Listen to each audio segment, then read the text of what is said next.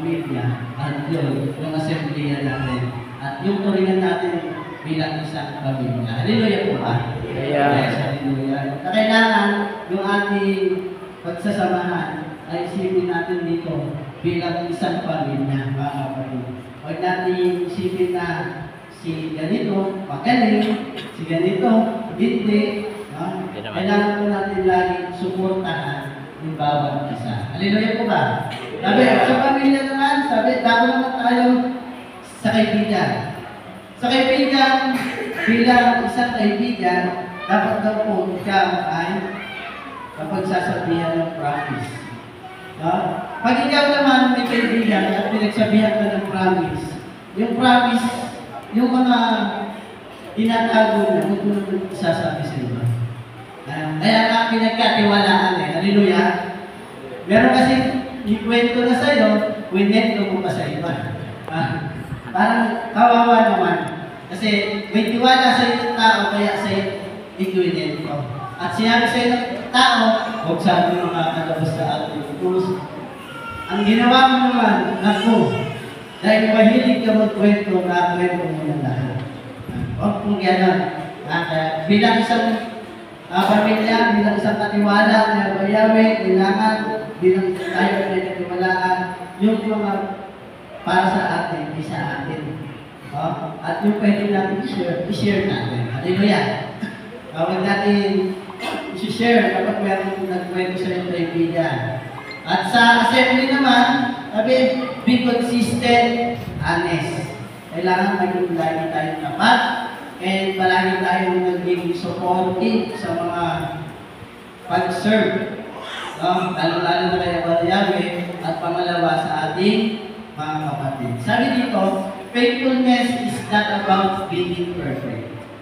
Sabi dito, it's about being trustworthy. Yung faithfulness daw, ito ay magiging mapagkakatiwalaan. Kasi talagang kailangan tayo ay nagiging mapagkakatiwalaan ng ating Panginoon.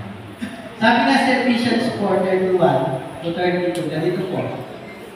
Alisin na ninyo ang lahat ng sama ng loob, buot at galit, huwag na kayong mangbubulyaw, manlalait at mananakit ng damdamin ng kapwa. Yan po, no? Tuturuan tayo mga kapatid ng ating Yahweh, bilang katiwala na, dapat alisin na natin lahat ng mga samaan ng loob, yung mga puot, mga galit, huwag na kayong magbubulyaw. Sabi niya mga Yahweh, manlalait at mananakit ng damdamin ng kapwa. Ayaw na ayaw po ng ating mga Yahweh. Sabi niya, sa halip, maging mabait kayo at maawain. Mapagpatawad kayo sa isa't isa, tulad ng pagpapatawad sa inyo ng Ama dahil kay Yeshua. Sabi, ating makikita dito, yung dalawang klase. Merong destroyers, merong builders.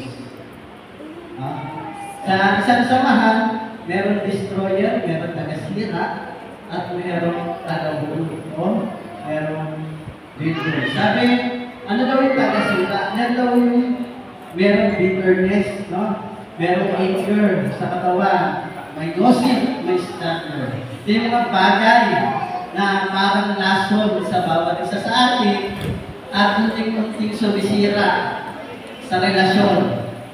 Hindi lang sa relasyon natin sa pamilya, sa pagkakaibigan, at lalong-lalo na relasyon sa assembly.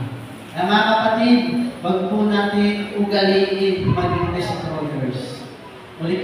Dapat sabi dito, ang ugaliin natin ay yung pagiging builders. Kailangan ma-practice natin yung pagiging builders. Ano ba yung builders? Kailangan tayo daw ay kindness, compassion, forgiveness, at ito naman yung pagiging gawin sa bawat isa sa atin. Sabi, ito ang muling pagpabalik ng tiwala ang pagmamahal natin kaya mag-Yahweh. At para mabalik yun, gusto niya ng Yahweh na tayo ay maging mapagkakatiwalaan sa Kanya. Lagi natin i-choose yung forgiveness. Kasi yung forgiveness daw po, hindi yan inuulan.